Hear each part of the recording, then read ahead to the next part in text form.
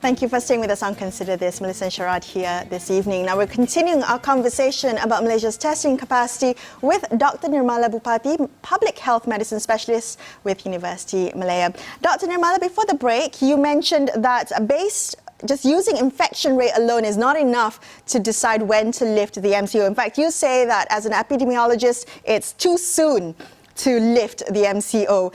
If it's not the infection rate, then Dr Nirmala, what should it be based on? We need to make sure that the infection rates have come down. Yes, that's one of the criteria. But we must also look at the readiness. So the Director General of Health has already outlined what WHO has said before in terms of the readiness that we are talking about.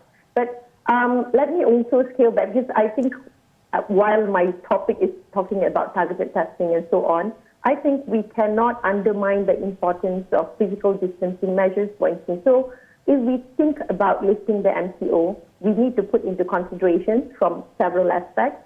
So from the social responsibility aspect that we expect from our population, we need to make sure that the public are very clear about physical distancing. Are they well aware?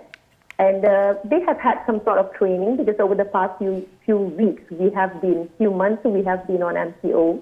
So we need to ensure that the public will go on, because we don't want to let them have this false sense of security or early celebration, because I would like to use those words, because it seems that there is a trend going on in the media that people are seeing that this lowering of infection rates as a sign of success. Yes, it's a sign of success, but it's too early to celebrate. So we have to make sure that the public keep up with their social responsibility. So physical distancing, hand hygiene, and avoiding of crowded spaces. And this last, avoiding of crowded spaces, is so crucial, because now we are in the month of Ramadan. And Ramadan is a great game changer. I've mentioned this before. And because we have Muslims and non-Muslims celebrating Ramadan, so even the non-Muslims, so we are going to have people who would be inclined to attend opening, like buka puasa and so on. So from the social responsibility aspect, we must ensure that the public keep on doing what is right from a social aspect. But also from the government sectors, because we are now talking about returning to work and businesses opening up. So we must ensure that the right protocols are in place. And this right protocols not only talks about returning to work, but also use of public transport, and we are also advocating that people wear masks. So, and some of them may have to wear more than just masks. We might have to wear a shield, So we must make sure that protocols are in place to ensure that these people who are using these protective equipment like masks and so on, whether they know how to keep them clean, how to maintain hygiene. So these are things that at systems level, from the government sectors and the employer side, we must make sure that these protocols are developed.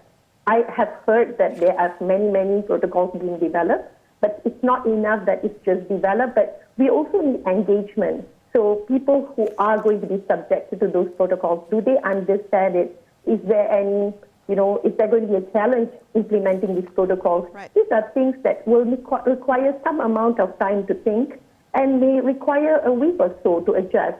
So we know that... Dr. Nirmala, just sorry to interrupt you there, but can we talk a little, because time's running out, can we talk a little bit about the high-risk group? Because one of the concerns is that many of us might be asymptomatic, might feel fine, and therefore endanger other people. And I'm thinking about, older folk and so on, all that's been in the media about who is the high risk. But do we actually know how to calibrate what high risk is? I mean, do you have to have some chronic disease, or could you just be a healthy older person? Are you also in the high risk group? How do we understand that notion of protecting people in high risk groups?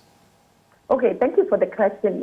When we talk about high risk, right, the evidence has been changing. So right in the beginning, we thought that people who are elderly are at risk. And then with new evidence, scientific evidence, when I say, and we know that people who have diabetes or hypertension, they are at risk.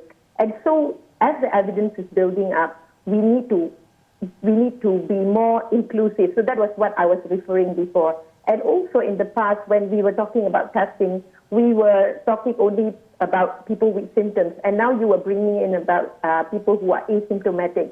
So we will never be able to address people who are asymptomatic completely unless we perform mass testing and we do it repeatedly. That's for sure. But even when we do mass testing and repeatedly, there's always a risk of missing people who are having asymptomatic infections.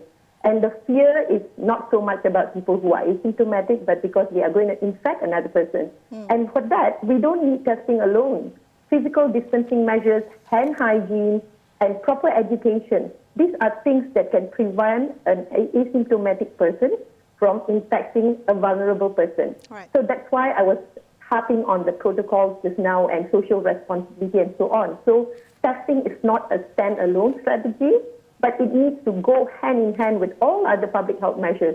And with that, we will be able to deal with these people who are asymptomatic, who goes walking around undetected in the population.